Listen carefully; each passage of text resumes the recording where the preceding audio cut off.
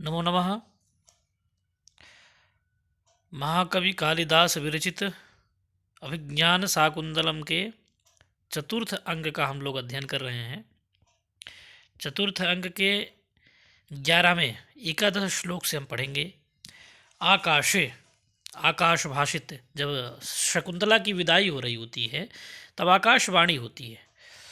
आकाश वाणी के माध्यम से महाकवि कह रहे हैं, रम्यांतरः कमलिनी लिनी हरितैः सरोभिश्छायाद्रुमैर्नियमितार्कमयूखतापः भूयात्कुशेशयरजो मृदुरेणुरस्याः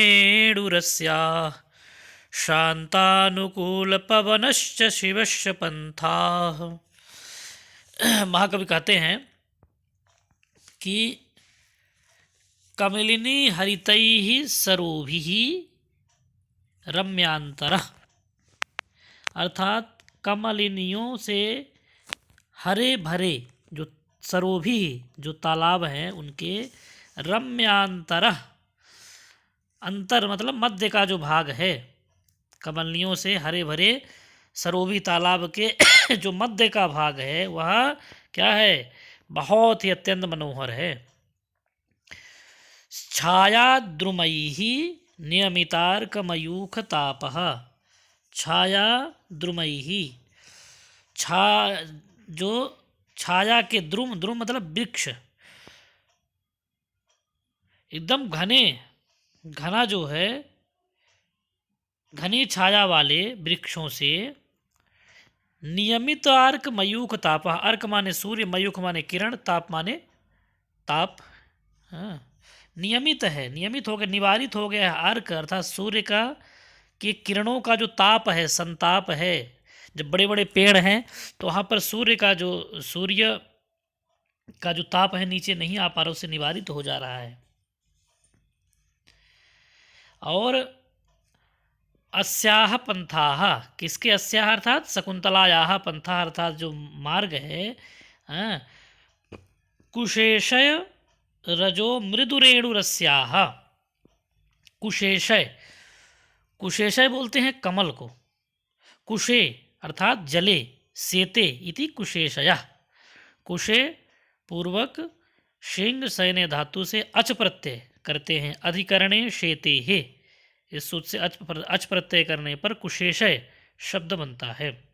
तो कह रहे हैं कि कुशेशय रजो मृदुरेणु रस्याः, जो कुशेशय अर्थात हो गया क्या, कमल, जो जल में रहने वाला, जल में जो सोता है, अर्थात जो ऐसा हो गया जो कमल, उसके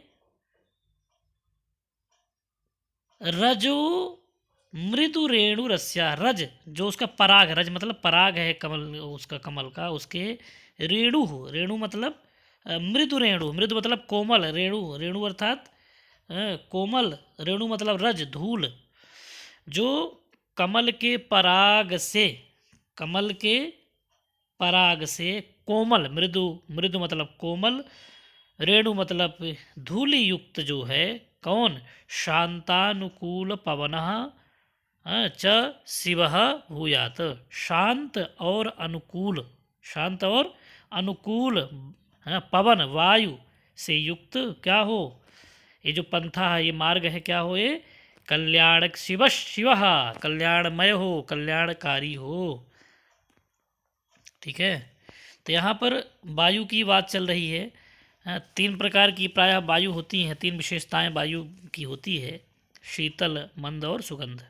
यहाँ पर छायाद्रुमयी ही, जब छाया है, घने घने वृक्ष हैं तो नीचे सूर्य का ताप नहीं आ पा रहा है, तो उससे शीतल, शीतल वायु की चर्चा महाकवि ने की है। और शांतानुकूल, शांत भी हो और अनुकूल भी हो, इससे जो मंद मंद बहती है हवा, उसके बारे में चर्चा की है।